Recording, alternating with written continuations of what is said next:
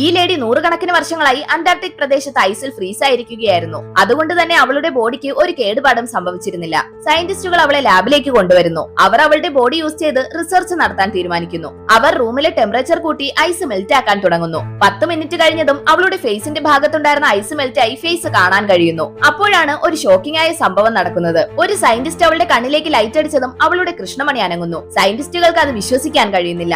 അവർ ഉടനെ തന്നെ റൂമിലെ ടെമ്പറേച്ചർ ഹൈ ആക്കുന്നു. കുറച്ചു സമയം കഴിഞ്ഞ് ഐസ് മെൽറ്റ് ആയി അവർ അവളുടെ ബോഡി ഒരു ബെഡിലേക്ക് മാറ്റി അവൾക്ക് ചികിത്സ നൽകാൻ തുടങ്ങുന്നു. അവളുടെ ഹാർട്ട് ബീറ്റ് കുറഞ്ഞു സ്റ്റോപ്പ് ആവുന്നു. ഡോക്ടേഴ്സ് അത് കണ്ട് പാനിക് ആവുന്നു. പക്ഷെ അവൾക്ക് പെട്ടെന്ന് തന്നെ ഹാർട്ട് ബീറ്റ് തിരിച്ചു വരുന്നു. മാത്രമല്ല കണ്ണു തുറന്നവൾ ഓക്സിജൻ സപ്പോർട്ട് ഇല്ലാതെ സ്വന്തമായി ശ്വസിക്കാൻ തുടങ്ങുന്നു. അവൾ ജീവിതത്തിലേക്ക് തിരിച്ചു വരുന്നു. അവർ അവളുടെ മുറിവ് വെച്ച് കെട്ടി വേറെ ഡ്രസ്സൊക്കെ ധരിപ്പിക്കുന്നു. അതിനുശേഷം അവർ അവളോട് സംസാരിക്കാൻ ശ്രമിക്കുന്നു. പക്ഷെ അവൾക്ക് സംസാരിക്കാൻ അറിയില്ല. മാത്രമല്ല അവളുടെ ബോഡിയിലുണ്ടായ മുറിവ് തനിയെ മാഞ്ഞു പോവുകയും ചെയ്യുന്നു. അതിനുശേഷം ഷോക്കിംഗ് ആയ വലിയൊരു സംഭവം നടക്കുന്നു. ഈ സയന്റിസ്റ്റുകളുടെ കൂട്ടത്തിൽ ഒരു ഡോക്ടർ മഞ്ഞിലകപ്പെട്ട് മരണത്തോടടുക്കുന്നു. അദ്ദേഹത്തെ ഇനി ജീവിതത്തിലേക്ക് തിരിച്ചു കൊണ്ടുവരാൻ കഴിയില്ലെന്ന് വിചാരിക്കുന്ന സമയം ഈ ലേഡി അയാളെ തൊട്ടതും അയാൾ ജീവിതത്തിലേക്ക് തിരിച്ചു വരുന്നു.